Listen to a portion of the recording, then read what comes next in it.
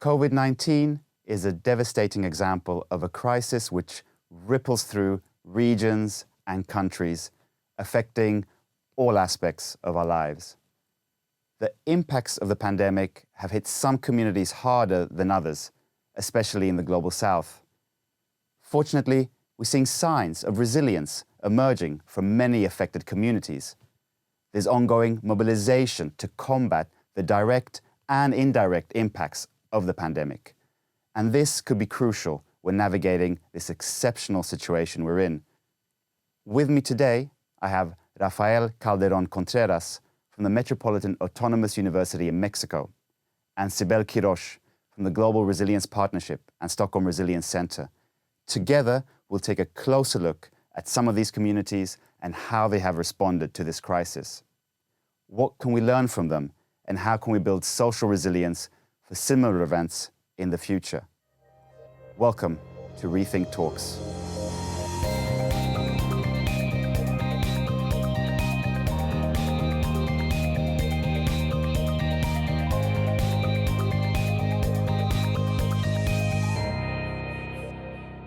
So, welcome, Rafa, early morning in Mexico City, and welcome, Cibele, here in the studio in Stockholm. Before we get started, it'd be great just to get a quick introduction of yourselves, and maybe we can start with you, Cibele. Yes, so my name is Cibele Queiroz, and I'm a researcher at the Global Resilience Partnership and the Stockholm Resilience Centre. The main focus of my work is basically to try to understand how can we improve the resilience of food production landscapes and the livelihoods of the people that live in those landscapes to sort of shocks and surprises. And currently, my main focus is on sort of regions that are very vulnerable or fragile. And how about you, Rafa? Well, first of all, thank you so much for inviting me. It's a great pleasure to me to talk to you about these issues of resilience. I'm Rafael Calderon-Contreras, and I'm based in Mexico City. I'm a professor at the Social Science Department of the Autonomous Metropolitan University. And my main focus of research is social ecological systems with a predominance of urban systems, and the nexus between ecosystem services, transformation, and the way in which we can build a more vibrant, resilient future for cities and, in general, social ecological systems. We're going to be talking a lot about resilience in this episode, right? So maybe we can start by taking it from the basics and give our audience a bit of a primer, a definition of resilience, a simple definition. And Rafa, what does resilience mean to you? Well, resilience comes from the understanding of complexity, really. So the idea of using resilience as a theoretical backbone is to understand how systems behave and how they react to certain changes. So for me, social ecological resilience is the ability of social ecological systems to withstand changes and maintain their main traits of identity and feedbacks. Maybe the most important thing about the concept itself, and that is more relevant for social resilience, is the idea of how these systems react to changes. Basically, that's the idea of resilience that I use in my research. And Cibele, how would you define resilience based on your research and your experience? Yeah, I think like a simple way of putting it is like I like to think on this metaphor of a boat that is facing a storm, right? Mm-hmm. You can be in a big cruise boat and you have this sort of false idea of stability. When the storm comes, you cannot avoid it. That's exactly how it is. The disturbances come and we cannot sort of avoid them or strike them forever. So in the end, you actually have to navigate the storm. And I would say that resilience is that capacity, is that adaptive capacity to navigate the storm without losing your identity. You don't want to lose your boat.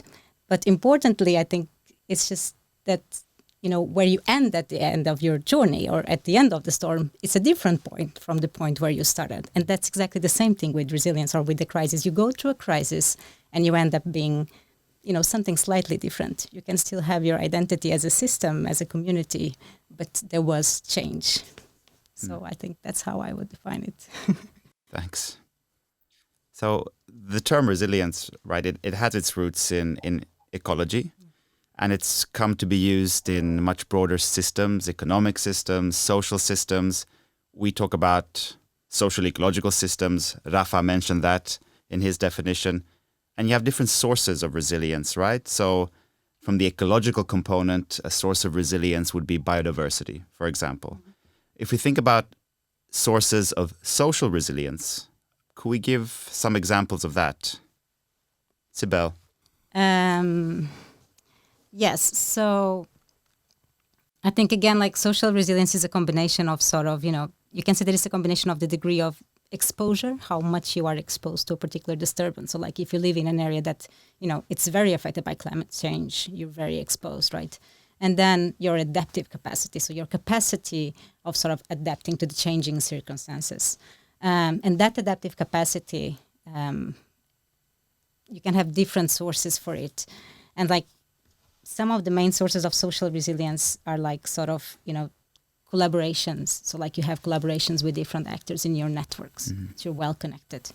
Diversity in terms of like diversity of skills, or diversity of networks or diversity of knowledge types. So that's the kind of things that you need for social resilience. There are many, many elements, but I mean, these two are quite critical, I would say. And then also being aware that institutions play a very important role on social diversity. Because once you go from individual to collective, institutions are playing this mediating role of providing, skills, assets, financial flexibility, so sort of all like the sort of supporting structures that can sort of confine resilience to a society. Thanks, Cibele. And Rafa, anything to add when it comes to the sources of social resilience? Yeah, to me, maybe the main source of social resilience is self-organization. So you see it every day in local communities, the way in which they self-organize to face change, and the way in which this self-organization is a trait that in turns provides action, like common action for acting in the face of change. There have been a lot of discussion about the components of social ecological resilience.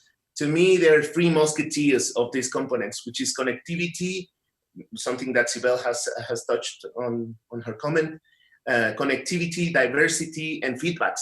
So these are the three main, let's say, building blocks of social ecological resilience. But maybe the main characteristic, the main trait of resilience itself is the ability of self-organize. Self-organization is basic for every resilient component. Okay, thanks. So let's go to the pandemic, which is crippling big parts of the world. It's had major disruptions globally. But the pandemic has hit especially hard in local communities, especially in the global south. Any reflections, any examples of that? Rafa, I'll start with you.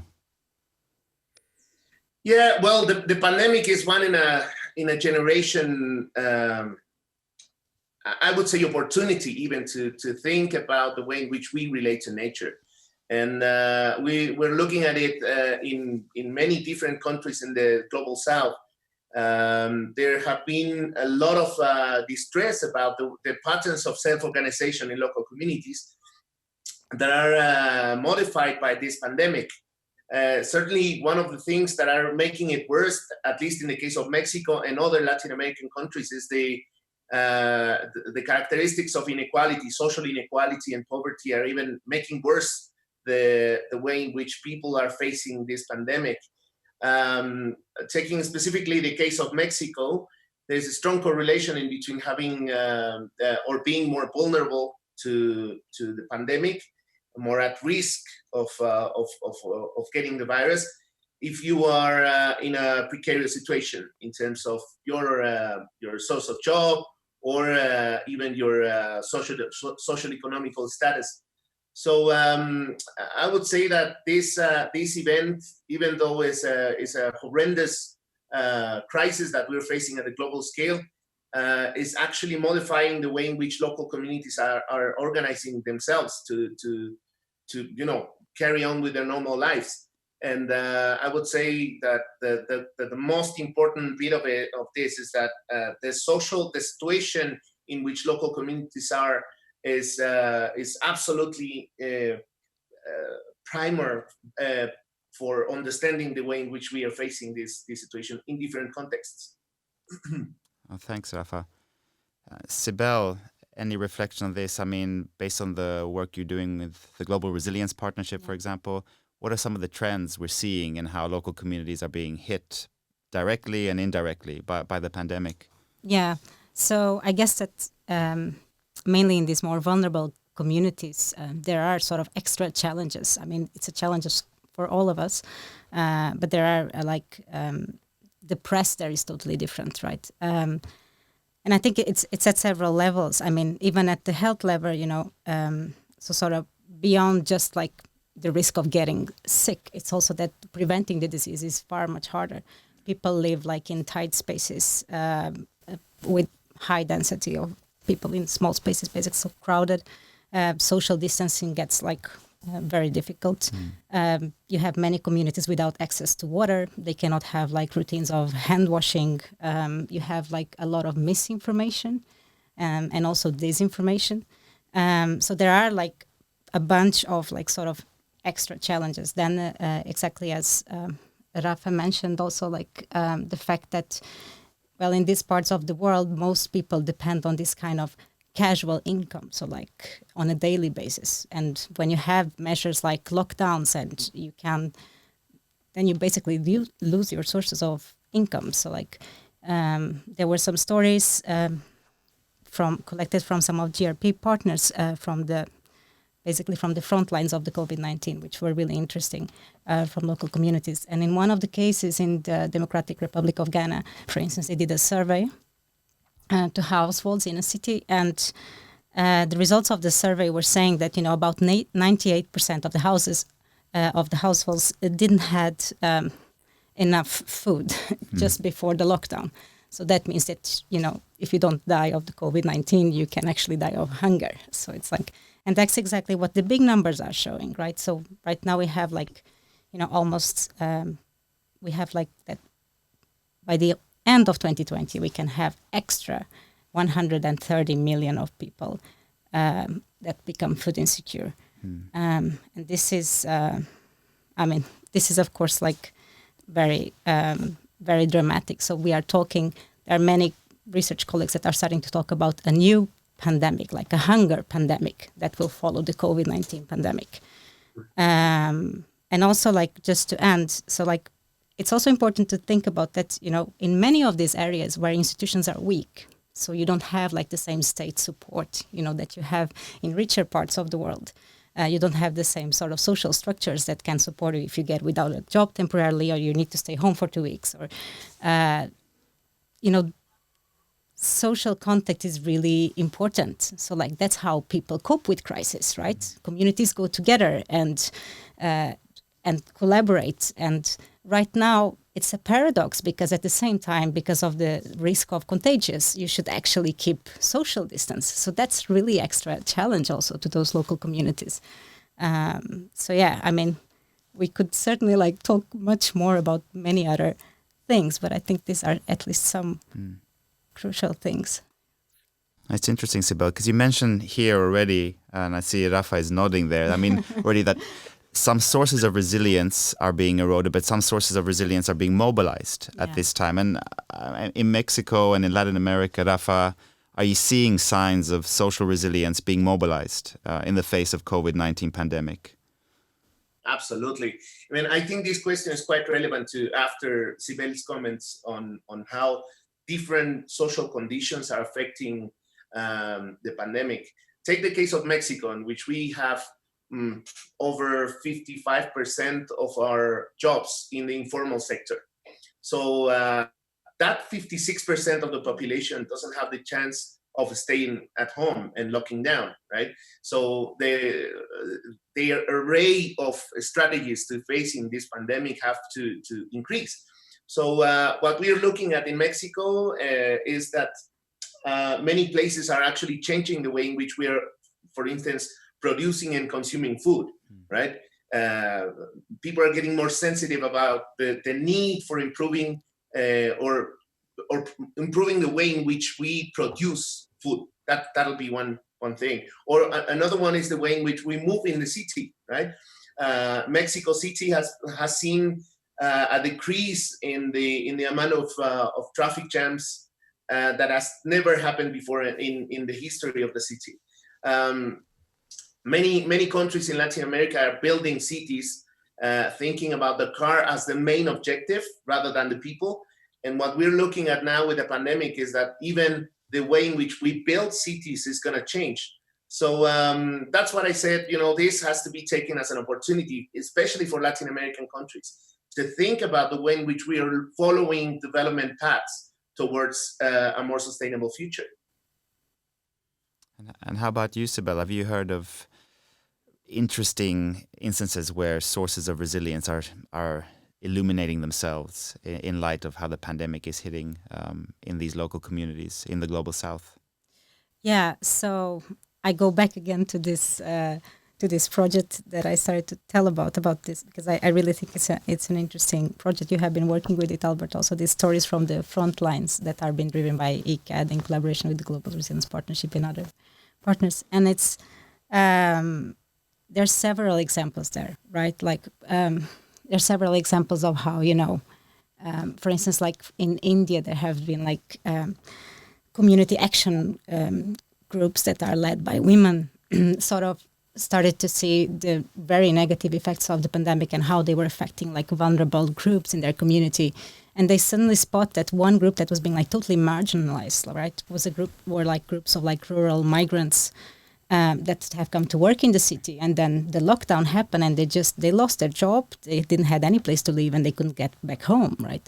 And these women were like, they were actually able to started to have, contact with sort of decision makers at other scales and starting first to distribute food just by themselves, and then once sort of the government find a place for these people to be, they also realized that, okay, they had a place to sleep, but they didn't have enough information. They didn't know they had to do washing hands. So sort of like there's all this sort of mobilization of people that are actually helping with knowledge translation, with sort of providing food security to marginal groups. There were also like many examples from sort of how youth has been mobilizing, like in several societies, like with quite innovative ideas, how like small youth companies have suddenly been sort of forced to become more digital, right? In Nepal, for example, there were many examples like that they suddenly used support fundings, the few support fundings they had from the government, they used to buy mobile phones and to educate sort of their company members or their organization members. And that actually led to a shift, right? So they actually step up. They were in the digitalization process, which might have a good effect in the future, right? So there were like several examples like that, and how people were very fast able to self-organize. Like you said, Raf, I totally agree. I think self-organization is a key property of social resilience, and to self-organize very quickly and find sort of alternative solutions to things that were really locked, right? So. Maybe even getting back to this idea of self-organization, I would say that this might be a case in which having less resources forces you to find social solutions to this problem. So in many Latin American countries where there's a lack of income or a lack of technology, the social responses are primed to as an alternatives to face the pandemic. For instance, local organizations of marketing and also producing as well. Even the distribution of education in different countries in Latin America has been, let's say, segregated in smaller groups, so they would avoid being contagious or getting the virus. So I would say that social responses are actually getting or proving better results than looking at technology or increasing certain amount of money or resources to face the pandemic. That's interesting. I mean, you're both talking a bit now about shifts happening, right? And in general, to simplify things, there's two kind of opposing views of how a crisis can affect a system, a society. Either the crisis just locks the system down in poverty or make things worse, or it provides a sort of window of opportunity to open up for something better, a better future. Do you think we're seeing signals of that? I know it's not perhaps a time to talk about this being an opportunity, but in some ways, maybe you can just tell us about if we're seeing signals of possible positive futures emerging from COVID-19. And I'll start with you, Cibele. Yeah. So I guess that, Albert, I think that in any crisis, those two things probably happen at the same time, right? So you have like, you have like these massive disruptive effects of the COVID-19 crisis, both in terms of that it's taking lives away and prematurely, and also that all the social consequences, like all the spill out over other society sectors, that's becoming this big like system crisis. So I think they both co-occur, and we should acknowledge that, right? There's no right and wrong here. It's like, but at the same time that this happens, exactly as in a personal crisis, right? When you go through a personal crisis, it's also an opportunity for you to reflect, to reflect, to see what could I have done different. It's also something that shakes a little bit the state of where you are and gives you an opportunity to rethink. And I think, yes, we are seeing signs of that. I think, for instance, like the fact that people have been forced to have social distancing. They have been sort of, for instance, it has sort of triggered a need for people to be closer to nature, for instance. That's why people are kind of, even people that are not food insecure, many of them cultivating food in their backyard, or they are going out on nature much often than they did. I think this is kind of a sign of a potential shift, sort of different ways of reconnecting with nature, for instance. Then there's like, other shifts, a bit like the examples that Rafa was saying, like different social innovations. A little bit the examples I said from Nepal, also this thing like with increased digitalization, like the need of going remotely has also done something, right? To every part of the world, but also a lot of countries in the global south probably experiencing a lot of changes in that matter. And I don't know, Rafa, if you probably have other. Oh, yes. Something that is certain for me is that we are going to get out of this pandemic with a lot of biofears, right? And we're looking at them right now. For instance, local communities in Mexico and everywhere in Latin America fearing the presence of bats because they were the main, transmitters of the virus and so on. And people often even kill large communities of bats because of this fear. And so that might be like the darkest side of the pandemic. But on the other hand, and following the work of Per Olsen and Karen O'Brien and others, even the work we are doing at the IPES platform about transformative change, there are three spheres of transformation. And the most difficult one to change is the personal sphere, the way in which we think about our relation with nature. And the pandemic is certainly changing the personal views of people on how we relate to nature. Let's say the easiest sphere of transformation is the technological one.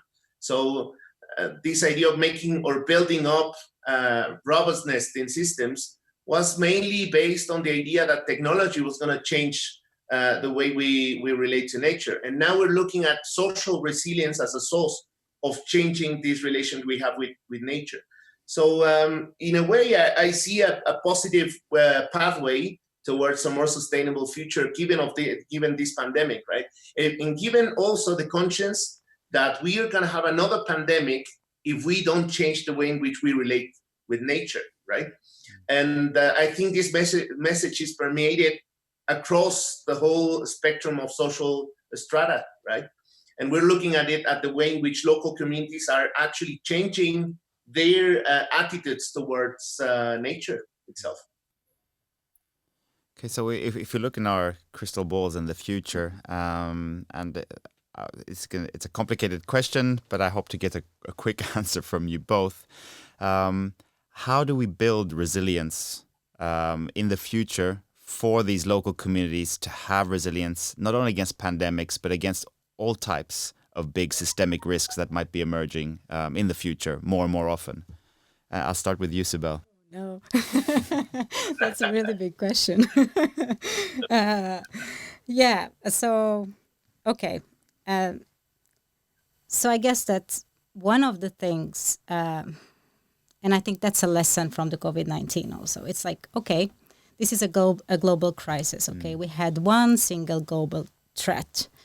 And in many places, the responses were actually quite similar. Like many countries, for instance, did lockdowns, okay? And that was, it was a kind of one-fits-it-all response. And I would argue that we need different types of strategies. So, yes, it was a single global crisis, but we have very many different contexts. And what we're seeing now is actually the negative effects from applying the same type of responses in these very different contexts, because they have different realities. So we need what we call as resilience researchers, response diversity. So sort of, a diversity we need more diversity on the way we respond to crisis, and that is adapted to the context. So that's one thing.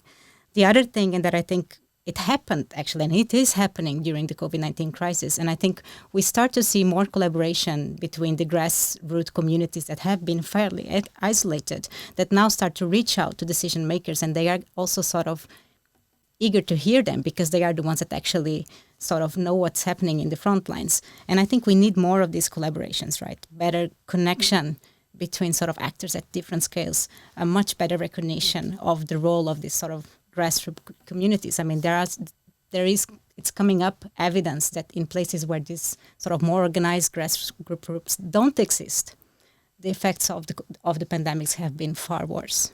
Okay, that's even in vulnerable areas where these groups existed, there were still ways of adapting. So I think those two things. Do I have time to say a final one? No, Rafa? We can jump off to Rafa, Yes, and we'll see if we have some time, Cibele. But basically you say No, it's collaboration and also diversity. So we need to collaborate, but we still need to keep a diversity open. Yes. So not a single one-size-fits-all solution, exactly. Basically. Yeah. Rafa, any reflections on that? People often think about resilience as this very complex theoretical concept that is really difficult to apply in the ground, but I see it completely different. And I would say the best way of applying resilience to local communities and building up resilience is thinking about the three musketeers of its components. Cibele already talked about the diversity, and that's basic for applying resilience. But I would add that we need to improve the way in which local communities are connected to the system in general. So connectivity is the second musketeer of resilience, and we have very good examples of empirical research that is improving connectivity across different scales. And the second one is feedbacks, which might be the most difficult one to understand, but it's basically the way in which we learn about the environment and the systems around us. So how do we connect, diversify, and how we learn about the biophysical sphere that we are all living in is basic for applying in a more practical way the concept of resilience. And we have, with this pandemic, a tremendous amount of empirical evidence that suggests that we can change the feedbacks of the system internally and externally as well. So focusing on the three musketeers might be helpful for applying resilience to the ground. Thanks, Rafa. And now, a few months or 6 months into the pandemic, do you remain optimistic, Rafa? Yes, I think even though it's a horrendous crisis, and just as Cibele said, different places are facing different challenges regarding the pandemic, I still keep optimistic that this might be a great opportunity to change the way in which we relate to nature. And I would say that changing this personal sphere is the most important lesson that we might be able to learn from this pandemic. And this keeps me optimistic, of course. And how about you, Cibele? How do you stay optimistic? I wish I was so optimistic. I'm not sure. I mean, I think I'm a bit of both, right? I think the problem is that we haven't seen yet the full negative effects of the crisis, right? We don't know. We know from resilience research, for instance, that, if you repeatedly are exposed, like constantly exposed to a stress, right, your resilience erodes over time. And this is what can happen here, right? Because we are still in the middle of it. We don't know, when sort of restriction measures will disappear. And sort of if this continue, if we continue to have lockdowns, if we continue to have all these restrictions, the social consequences might, become increasingly worse over time. So that's my big worry. But as Rafa, I also have hope. I mean, we have seen in our work, Albert, many examples of fantastic new things happening as well. And I think there is always a positive side of a crisis, right? I mean, it can be controversial to say that, but it does exist. Like there is this side of transformation and opportunity for renewal. And exactly as Rafa, we are seeing signs of that. So we are seeing new social configurations, a raising up of grassroots movements, and sort of this kind of new ways of reconnecting with nature. And that makes me hopeful. So, yeah. Well, thank you both very much for an extremely illuminating and interesting conversation. Thank you, Rafa. Thanks, Cibele. Thank you, Albert. It's been fantastic having you here.